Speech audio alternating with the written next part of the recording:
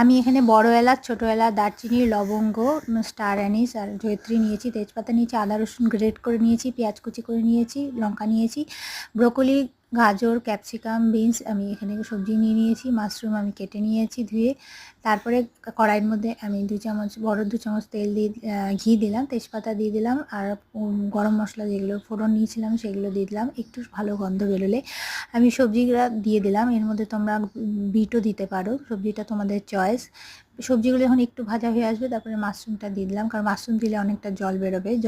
জলটা যখন অনেকটা ভাজা ভাজা হয়ে আসবে, জল শুকিয়ে যাবে, তারপরে লবণ দিয়ে ভাজা ভাজা করা অনেকটা হয়ে আসবে যখন, তখন আমি পেঁয়াজ দিয়ে দিলাম। পেঁয়াজটার পর আমি আদা রসুন কুচি যেটা দিয়েছিলাম সেটা দিয়ে দিলাম, আদা রসুন যেটা আমি গ্রেট করে নিয়েছিলাম সেটা দিয়ে তারপর আবার একটু ভালো করে নাড়াচাড়া এটা করতে লাগবে। প্রায় ভাজা ভাজা হয়ে আসবে যখন 80%, তারপরে আমি চিকেন মশলা আমি এর মধ্যে দিয়ে দিলাম। ওটা দিয়ে নাড়াচাড়া করে, দেখো বাসমতি চাল আমি আধা ঘন্টা জলে ভিজিয়ে রেখেছিলাম, এটা এখন জল ঝরিয়ে নিয়েছি ভালো করে ধুয়ে।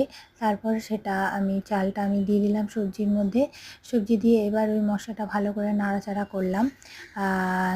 নাড়াচাড়া করার পর ভালো করে এর মধ্যে লাস্টে আমি একটুখানি গরম মশলা দিয়ে দিলাম, সেটা দিয়ে আবার একটু নাড়াচাড়া করে নিলাম। যতটা চাল নিয়েছি আমি 1.5 কাপ চাল নিয়েছি, তো 3 কাপ আমি জল দিলাম। এখন একটু চিনিও দিয়ে দিলাম এর মধ্যে, চিনি দিয়ে আবার একটু নাড়াচাড়া করে নিলাম। তারপরে এই জলটা 3 কাপ যে জলটা সেটা আমি দিয়ে দিলাম, যে কাপে চাল মাপবে সেই কাপেই জলটা মাপবে।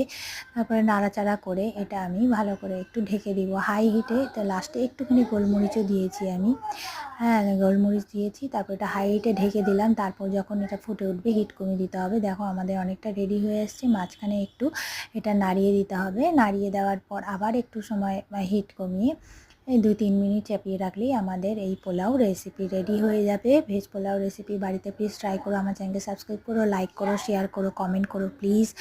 আজকে তাহলে রাখছি, রেসিপিটা কেমন লাগলো প্লিজ জানিও। আজকে তাহলে কেমন লাগলো, রক্ষাবন্ধন উপলক্ষে এই পোলাওটা বাড়িতে তোমরা বানিয়ে খেতে পারো। আজকে তাহলে রাখছি, বাই।